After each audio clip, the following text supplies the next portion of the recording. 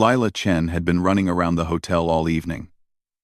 The charity gala was in full swing downstairs, with hundreds of guests enjoying dinner and music. She was the event coordinator, which meant everything had to be perfect. Every detail mattered. Every problem was hers to solve. Around 8 in the evening, the catering manager pulled her aside. They were running short on chairs. Some guests had brought unexpected +1s, and now there weren't enough seats for everyone. Lila felt her stomach drop. This was exactly the kind of thing that could ruin an event's reputation. She remembered seeing extra chairs stored somewhere on the 3rd floor. The hotel manager had mentioned it during their initial walkthrough weeks ago. Lila grabbed her phone and headed for the elevator, mentally calculating how many chairs they'd need and how quickly she could get them downstairs. The 3rd floor was quiet and dimly lit. Most of this level was used for storage and old conference rooms that nobody bothered with anymore. Lila walked down the hallway, checking doors until she found the storage room. It was bigger than she expected, filled with stacked chairs, old decorations, and forgotten furniture covered in dust. Just as she started counting chairs, she heard footsteps behind her. She turned to see Ryan Mitchell walking into the room. He was one of the sponsors she'd met briefly during the planning meetings. Tall, well-dressed, always polite but never said much beyond business talk. "They sent me up to help," Ryan said, looking around the cluttered space. "Apparently we need more chairs?" Lila nodded, relieved to have an extra pair of hands. "Yeah, we're short. About 15. I think there's enough here." They worked together, pulling chairs from the stacks and lining them up near the door. The room smelled like old wood and dust. Rain had started pattering against the windows. Light at first, then growing heavier. Lila glanced outside and saw dark clouds rolling in fast. "Looks like a storm's coming," Ryan said, following her gaze, before Lila could respond. The lights flickered once, twice, then went completely dark. The room plunged into blackness so complete that Lila couldn't even see her own hands. She heard Ryan's sharp intake of breath somewhere to her left. "Power's out," he said, stating the obvious. A second later, a dim emergency light clicked on in the corner, casting weak shadows across the room. It was barely enough to see by, but better than total darkness. Thunder rumbled in the distance, growing closer with each passing moment. Lila pulled out her phone. No signal. She tried the door they'd come through, turning the handle. It wouldn't budge. She pushed harder, then pulled. Nothing. "What's wrong?" Ryan asked, moving closer. "The door won't open. It's electronic. Must have locked when the power went out." Ryan tried it himself, putting his shoulder into it. The door didn't move even slightly. They looked at each other in the weak emergency light. The reality of the situation sinking in. "There's a fire escape," Lila said, remembering the exit sign she'd seen earlier. She crossed the room to the other door, the one that led to the external metal staircase. She pushed the bar down and shoved. The door moved about an inch, then stopped with a loud thunk. Through the gap, Lila could see a massive tree branch wedged against the door frame. The storm must have brought it down, and it was blocking their way out completely. "We're stuck," she said quietly. Ryan pulled out his own phone, tried calling, then shook his head. "No signal up here. The storm must be interfering with the towers." They stood there for a moment, listening to the rain hammering against the windows. Thunder cracked so loud it seemed to shake the entire building. Lila wrapped her arms around herself, suddenly aware of how cold the room had gotten. "Someone will come looking for us eventually," Ryan said, though he didn't sound entirely convinced. "When we don't come back downstairs with the chairs."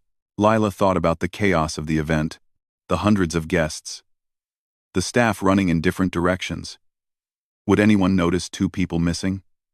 The gala had probably evacuated to the basement shelter by now. Everyone would assume they were already down there. "We might be here a while," she said. Ryan nodded slowly. He looked around the room, then started moving some of the old furniture. He dragged 2 dusty but sturdy chairs into the middle of the space, positioning them under the emergency light. "Might as well be comfortable," he said. Lila sat down, watching the storm through the grimy windows.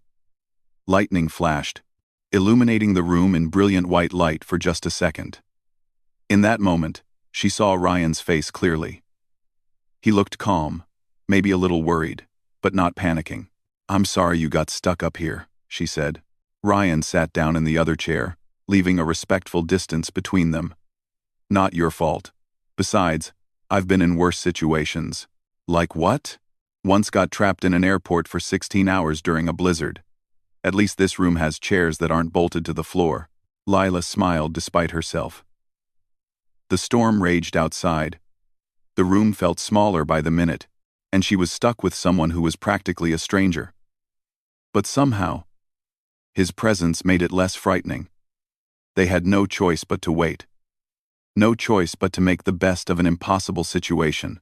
Neither of them knew it yet, but this night would change everything. The first hour passed slowly. Lila and Ryan sat in their chairs, making awkward small talk about the gala, the weather, anything to fill the silence.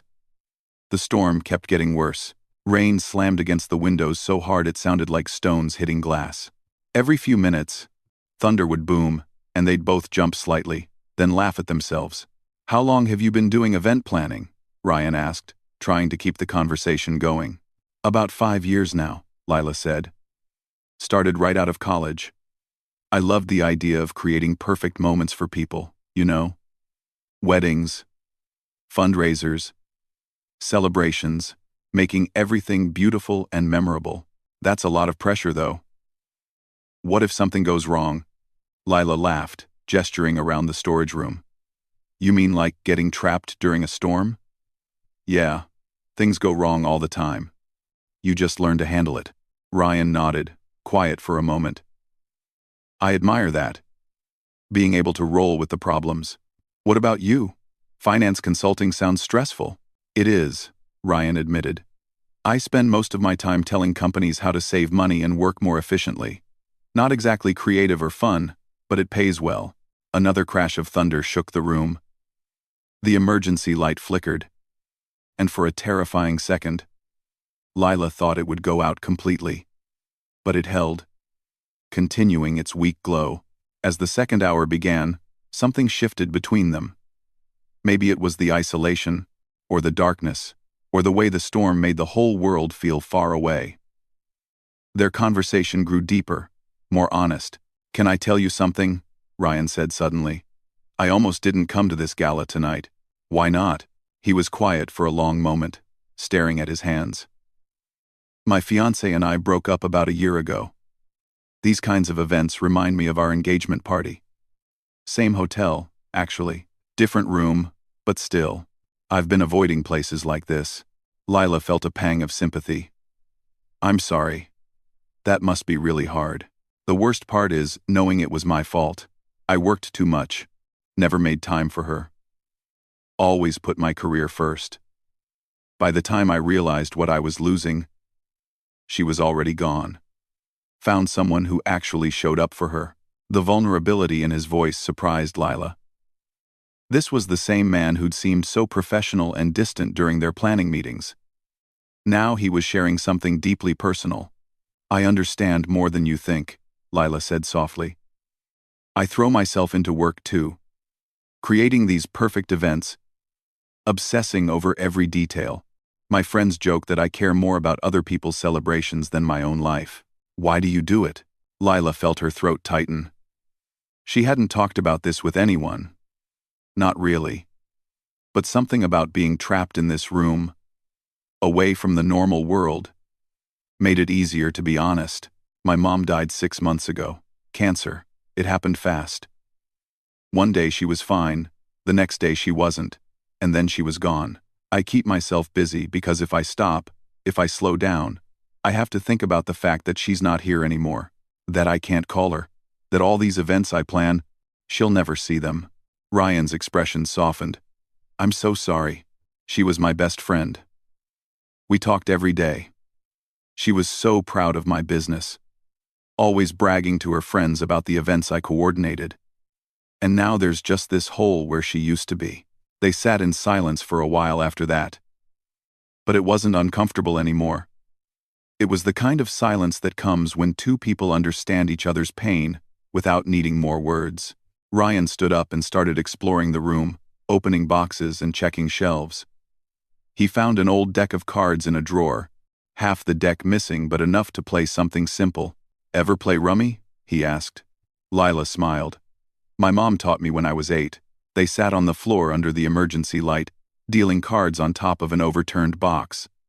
The storm continued its assault outside, but inside the small room, something warm was growing. They played hand after hand, talking between turns. Ryan told her about growing up in a small town, being the first person in his family to go to college, the pressure he'd always felt to succeed. Lila shared stories about her mother, funny memories that made her laugh and cry at the same time. "She would have liked you," Lila said without thinking, then felt her face heat up. "I mean, she liked people who were genuine." "You seem genuine," Ryan smiled, a real smile that reached his eyes. "I like you too. This is going to sound weird, but I'm almost glad we got stuck up here. I haven't talked to anyone like this in a long time." "Me neither." Hours had passed without them noticing. The clock on Lila's phone showed past 11. They'd been trapped in this room for over 3 hours, and somehow it felt both like forever and no time at all. Ryan did an impression of one of his most demanding clients, making Lila laugh so hard she had to clutch her stomach. She retaliated by imitating a bride who'd once insisted her wedding colors be 17 different shades of purple. Each one slightly different. They traded stories, jokes, dreams they'd never told anyone. Ryan confessed he secretly wanted to quit consulting and open a bookstore. Lila admitted she'd always wanted to learn piano, but was too afraid of being bad at something. "Life's too short to not try things," Ryan said. "I learned that when my engagement ended. All those years I spent working, missing dinners and weekends and moments. I can't get them back. So why haven't you opened your bookstore?" "Fear, I guess. Same reason you haven't learned piano. We're both scared of failing at the things we actually care about." Lila thought about that. He was right. It was easier to be perfect at event planning than to risk being terrible at something that mattered more. The emergency light flickered again, dimmer this time. They both looked up at it nervously. "What happens if that goes out?" Lila asked. "Then we sit in the dark and keep talking," Ryan said simply. "We'll be okay." And somehow, with him there, Lila believed it. Around midnight, the emergency light finally gave up. One last flicker, and then darkness swallowed everything. Complete, total blackness that felt thick enough to touch. Lila's heart started racing immediately. "Ryan?" Her voice came out smaller than she intended. "I'm right here," he said from somewhere close. "Don't move. Let me find you." She heard him shuffling across the floor. Then his hand touched her arm. Warm, and solid, and real. She grabbed onto it without thinking, her breathing coming faster. "Hey, it's okay," Ryan said gently. "The dark can't hurt us." "I know that," Lila said, but her grip on his hand didn't loosen. "Logically, I know that. But I've been afraid of the dark since I was a kid. Really afraid. I sleep with a nightlight. I know it's ridiculous for an adult, but I can't help it." "It's not ridiculous." Ryan settled down next to her on the floor, still holding her hand. "Everyone's afraid of something. Want to know what I'm scared of?" "What?" "Ending up alone. Spending my whole life working and achieving things, and then looking around one day and realizing there's nobody there to share it with. That I missed all the chances to connect with people because I was too busy or too scared to try." His honesty cut through Lila's panic. She focused on his voice instead of the darkness pressing in around them. "Tell me a story," she said. "Please, just keep talking." So Ryan talked. He told her about the summer he turned 12, and his dad taught him to fish. About the first time he fell in love in high school, how he wrote terrible poetry that thankfully no one ever found. He described his favorite terrible action movie, the one where the hero somehow survives a building explosion by hiding in a refrigerator. "That's completely unrealistic," Lila said, her breathing starting to slow down. "Of course it is. That's what makes it great. Sometimes you don't want realism. You want the hero to survive against impossible odds." Lightning flashed outside, bright enough to leak through the windows for just a second. In that moment, Lila saw Ryan's face close to hers. They were sitting shoulder to shoulder on the floor, her hand still gripping his. "Better?" he asked softly when the darkness returned. "Yeah, thank you." They stayed like that, talking in the blackness. Ryan shared his dream of opening his own consulting firm, one where he could actually help small businesses instead of just making rich companies richer. Lila told him about her secret fantasy of planning events in other countries, bringing her creativity to weddings and celebrations across the world. "Why don't you?" Ryan asked. "The business is here. My apartment, my clients, everything I've built. Starting over somewhere else feels impossible. But what if it's not? What if you're just scared? Like with the piano." Lila thought about that. Maybe he was right. Maybe she'd been using her business as an excuse to stay safe, to not take risks that mattered. "This is going to sound crazy," Ryan said after a pause. "But I haven't felt this connected to someone in years. Maybe ever. We've been trapped in this room for hours. And I keep thinking I don't want it to end." Lila's heart skipped. "I know what you mean. It feels like we're in our own world up here. Like nothing else exists except this room and this conversation." "I live in Boston," Ryan said quietly. "I fly back tomorrow afternoon. And you're here. And your whole life is here. But I can't stop thinking about what happens when that door opens and we go back to being strangers. We don't have to be strangers. Don't we? You'll go back to planning events. I'll go back to my spreadsheets and conference calls. We'll text for a while, maybe call once or twice, and then life will get busy and we'll fade away from each other. That's how these things go." The sadness in his voice matched what Lila was feeling. He was right. The real world had a way of crushing connections that felt strong in moments like this. Lightning flashed again, longer this time. In the brief illumination, Lila turned toward Ryan. Their faces were inches apart. When the darkness came back, neither of them moved away. "Ryan," Lila whispered. "Yeah? What if we didn't let it fade? What if we actually tried?" She felt him shift closer. His free hand came up to touch her face, gentle and tentative. "Is this okay?" he asked. Instead of answering with words, Lila closed the distance between them. The kiss was soft at first, careful, like they were both afraid of breaking something fragile. Then Ryan's arms came around her and she pressed closer, and the kiss deepened into something that felt inevitable.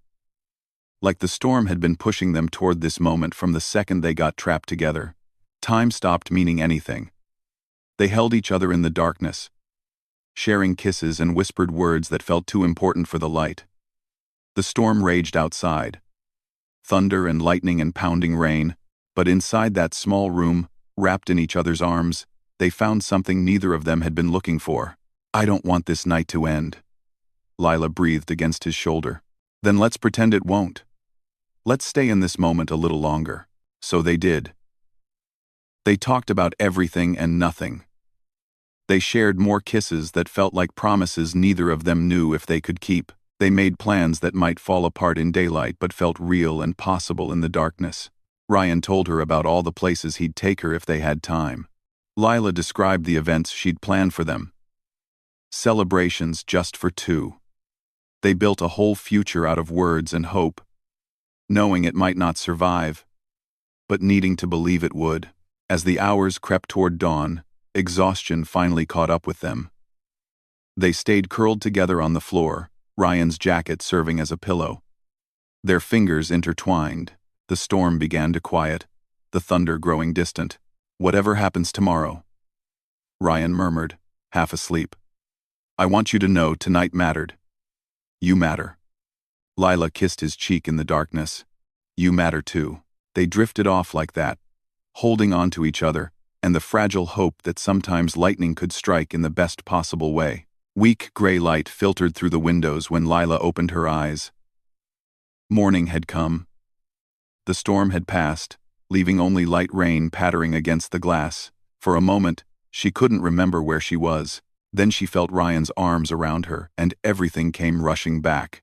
They'd fallen asleep on the floor of the storage room, tangled together like they'd known each other for years instead of hours. Lila's back ached from the hard floor. Her neck was stiff. But she didn't want to move. Moving meant waking Ryan. Moving meant this night was really over. Ryan stirred anyway, his eyes opening slowly. When he saw her, he smiled. That same genuine smile from last night. "Morning," he said, his voice rough from sleep. "Morning." They sat up slowly, both of them stiff and sore. In the growing daylight, the storage room looked different. Smaller. More ordinary, just a dusty space full of forgotten furniture, nothing magical about it at all. Lila could see Ryan clearly now without the emergency light's dim glow or the complete darkness. He looked tired, his expensive suit wrinkled beyond repair, his hair sticking up in different directions, but his eyes were warm when they looked at her. "My phone has signal now," Ryan said, checking it. Storm must have passed. Before either of them could say anything else, they heard voices in the hallway. Footsteps. Multiple people. Getting closer. "Hello? Anyone up here?" A man's voice. Probably maintenance. "We're in here," Lila called out. "In the storage room. The door's locked." "Hold on. We'll get you out." They heard tools clanking, the sound of someone working on the door mechanism. Reality was crashing back in, fast and unstoppable. Lila and Ryan looked at each other, and she saw her own panic reflected in his face. "We need to talk about this," Ryan said quickly. "About what happens now. You live in Boston." "Yeah. I'm here. My business is here. Everything I've built." "I know." The door lock clicked. They heard the maintenance worker talking to someone else, discussing the tree branch blocking the fire escape. "I don't want to do the long-distance thing just to watch it fall apart," Lila said, the words hurting as they came out. "I've seen it happen to too many friends. The calls get shorter, the visits get rarer, and eventually, you're just making each other miserable." Ryan ran his hand through his messy hair, frustrated. "So what? We just pretend last night didn't happen? Exchange numbers and never use them? I don't know. Maybe we just accept that it was special because of the circumstances. The storm. Being trapped. The intensity of it all. But that's not real life. It felt real to me. To me too. But feelings aren't enough when you live in different cities, have different lives. You have clients in Boston. I have events booked here for the next 6 months. How would we even make it work?" The door swung open. 2 maintenance workers stood there, along with the hotel manager and a security guard.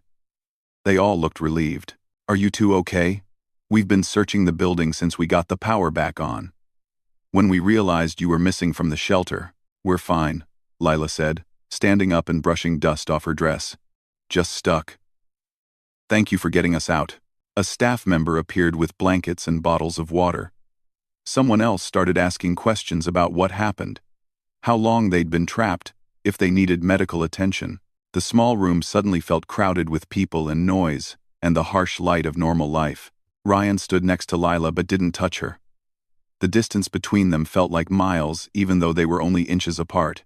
All those words they'd shared in the darkness, all those kisses and promises, seemed fragile and impossible now. The hotel manager escorted them downstairs, still apologizing profusely. The lobby was bustling with cleanup crews dealing with storm damage. Broken windows, water damage, debris everywhere. The beautiful gala space from last night was a mess of overturned tables and scattered decorations. "I need to deal with this," Lila said, looking at the disaster. "The cleanup, talking to the charity organizers, handling the insurance claims. Yeah, and I need to get to the airport. My flight's in a few hours." They stood in the lobby, surrounded by chaos. 2 people who'd shared something profound but couldn't figure out how to keep it. Ryan pulled out his phone. "Give me your number at least, please." Lila recited it, watching him type it into his contacts. He sent her a quick text, so she'd have his number too. Her phone buzzed in her pocket. "I meant what I said last night," Ryan told her. "All of it. So did I. But meaning it and making it work are different things." A taxi pulled up outside. Ryan had called it while they were talking. He looked at the car, then back at Lila. She could see him struggling with what to say, how to make this goodbye into something else. "Take care of yourself," he finally said. "You too." He leaned in and kissed her cheek, quick and gentle. Then he walked away, grabbing his ruined jacket from where a staff member had hung it. Lila watched him get into the taxi through the lobby windows. He looked back at her once before the car pulled away. She stood there long after he was gone, her phone heavy in her pocket with his number saved in it. The hotel staff buzzed around her, cleaning and repairing, and moving on from the storm. Like it had never happened. Like it was just another weather event that would be forgotten by next week. But Lila knew she'd never forget last night. The darkness, the honesty, the way it felt to be truly seen by someone, the way Ryan had made her laugh and think and feel things she'd been avoiding for months. Her phone buzzed. A text from Ryan. Made it to the airport. Thank you for last night. I hope our paths cross again someday. Lila stared at the message, her finger hovering over the keyboard. She could text back something casual, friendly, final. Or she could be honest again, the way she'd been in that dark room when nothing else mattered. In the end, she typed, "Me too. Take care, Ryan." She hit send and got back to work, throwing herself into the cleanup and the phone calls and all the details that needed handling. Keeping busy. Not thinking about what she might have just let walk away, not wondering if she'd made a terrible mistake. 3 months later, she'd still be wondering. 3 months felt like forever, and no time at all. Lila threw herself into work harder than ever. She coordinated a massive wedding for 300 guests. She planned a corporate anniversary celebration that got featured in the local magazine. She made everything perfect for everyone else while her own life stayed exactly the same. She thought about Ryan every day. She'd open her phone sometimes and stare at his number, thumb hovering over the call button. Never quite brave enough to press it. He'd texted a few times in the first month. Casual messages, friendly, nothing heavy. She'd responded the same way. Then the messages spread further apart until they stopped completely. Her friends told her she'd done the right thing. Long distance never worked. Better to remember it as a beautiful night than to ruin it by trying to force something impossible. Lila repeated these words to herself and tried to believe them. Then one ordinary Tuesday afternoon, her assistant forwarded her a new event request. A client wanted to book the same hotel where the gala had been. Nothing unusual about that, but the request had specific requirements that made Lila's hands shake as she read them. The client wanted the third-floor storage room. They wanted it converted into an intimate dinner venue for two. They wanted soft lighting and flowers and something that looked nothing like a dusty storage space. And the name on the booking? Ryan Mitchell. Lila read the request 3 times, her heart pounding. This couldn't be real. It had to be some kind of mistake or coincidence. But deep down, she knew it wasn't. She spent a week preparing. She worked with the hotel to transform that room completely. She brought in the best florist in the city. The same lighting designer she used for her most upscale weddings. She chose every detail personally, her hands remembering what it felt like to be trapped in that darkness with Ryan, her heart remembering everything they'd shared. The evening of the dinner, Lila arrived early. The room looked beautiful. Soft, golden lights hung from the ceiling like stars. Flowers covered every surface. Delicate white roses mixed with deep purple orchids. A table for 2 sat in the center, set with crystal glasses and fine china. It looked like a fairy tale. Nothing at all like the dusty storage space where 2 strangers had found each other during a storm. Lila wore a simple blue dress, her hair down the way it had been that night. She was terrified and excited and had no idea what to expect. Maybe Ryan wanted closure. Maybe this was his way of saying goodbye properly. Maybe. The door opened and Ryan walked in. He looked different, more relaxed somehow, less tense than she remembered. He wore jeans and a nice shirt instead of his usual business suit. When he saw her, his entire face lit up. "You came," he said. "Did you think I wouldn't?" "I hoped you would. I wasn't sure." They stood there for a moment, the table between them. Both of them uncertain how to bridge the gap. "The room looks incredible," Ryan said. "Nothing like it did that night. That's the point of event planning. Transformation." "Lila." Ryan moved around the table toward her. "I need to tell you something." "Can we sit?" They sat at the table, facing each other across flowers and candlelight. Ryan's hands were shaking slightly when he poured water into their glasses. "After I left that morning, I couldn't stop thinking about you," he started. "I tried. I went back to Boston. Went back to work. Tried to convince myself it was just the situation. The storm. Being trapped. All of it making us feel things that weren't real.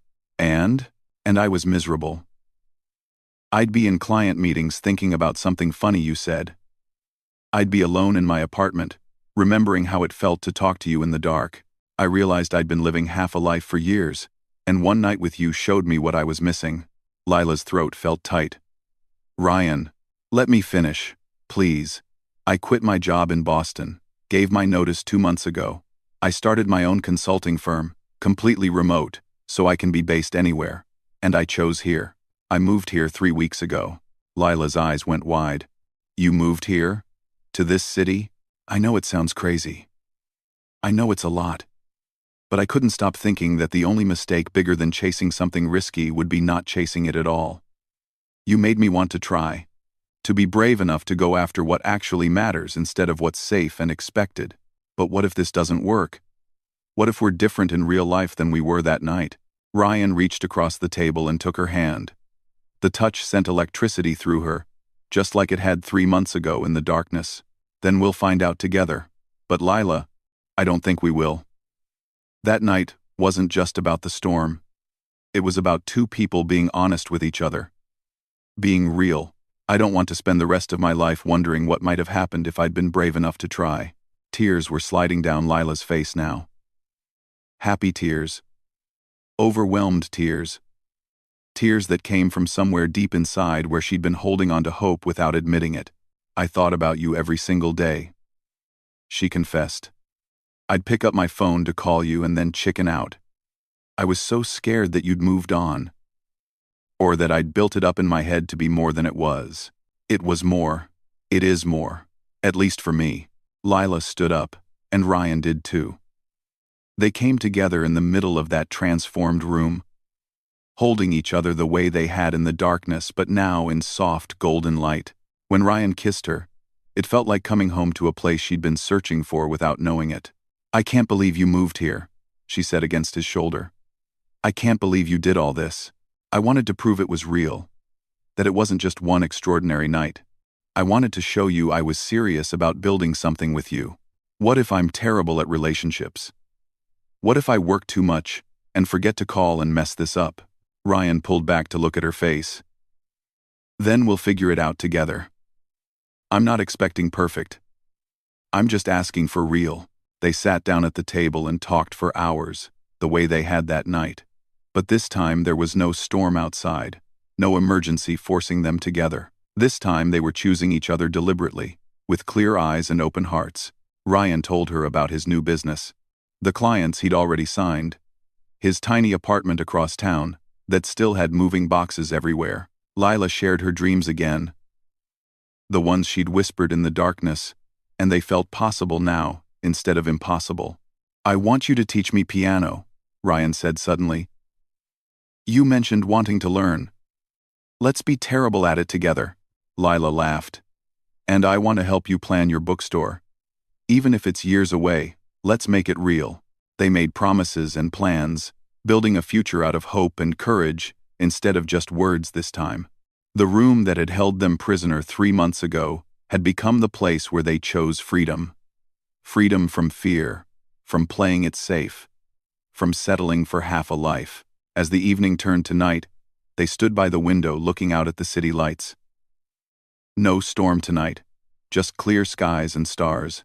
Ryan wrapped his arms around Lila from behind, and she leaned back against his chest. "Thank you for coming back," she said softly. "Thank you for being worth coming back to. Sometimes it takes getting trapped together to realize you never want to be apart. Sometimes a storm has to force two people into the same space for them to discover they belong together. And sometimes the bravest thing you can do is show up for a second chance, even when it would be easier to let it go." Lila and Ryan had found each other in darkness and chose each other in light. And that made all the difference.